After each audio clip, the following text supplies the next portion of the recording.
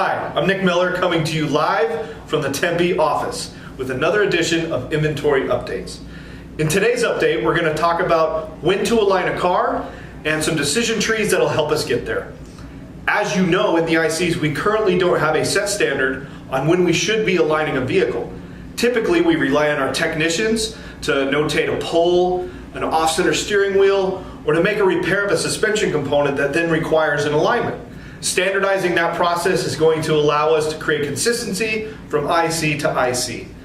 Now that we frame that up, let's take a look at the decision trees. Our first opportunity to identify the need for alignment is during our test drive. Our test drivers should notate any distinct pulling they feel while test driving the unit. It is also important that we make sure our test drive route has a flat, straight road to best determine if that vehicle is pulling. Once back, the test driver should notate in the mechanical inspection that the vehicle pulls either left or right while driving. Now, this finding doesn't necessarily mean that the vehicle requires an alignment to repair the pull, because it could be caused by tires. If our data entry technician sees this notation in the inspection comments, they should follow the pulling decision tree that you see here. The mechanical inspection was notated by the test driver that the vehicle either pulls left or right. As the data entry technician, you will need to look to determine if the vehicle is getting either of the front tires replaced. If one of the front tires or both of the front tires are being replaced, you should document the RO as install front tire or tires and recheck for pull. If there are no tires being replaced on that vehicle in the front, we should document the RO as cross-rotate tires and recheck the vehicle for a pull.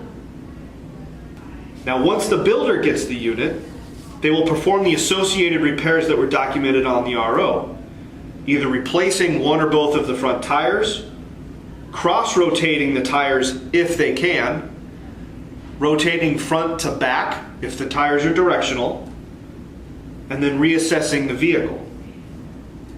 They'll go on their final test drive and will notate if the vehicle still pulls or has an off-center steering wheel. They will then follow the build decision tree that you're seeing now. Our second scenario that can prompt the alignment of a vehicle is when we replace specific components of the front suspension. The components we will automatically add an alignment to in data entry are steering racks, struts, and tie rods. The data entry technician will follow the decision tree you see here, and if any of those three components are identified as replacement, they will add a labor or sublet line for an alignment to be performed. Once the vehicle gets to build, the builder will of course replace those components as intended.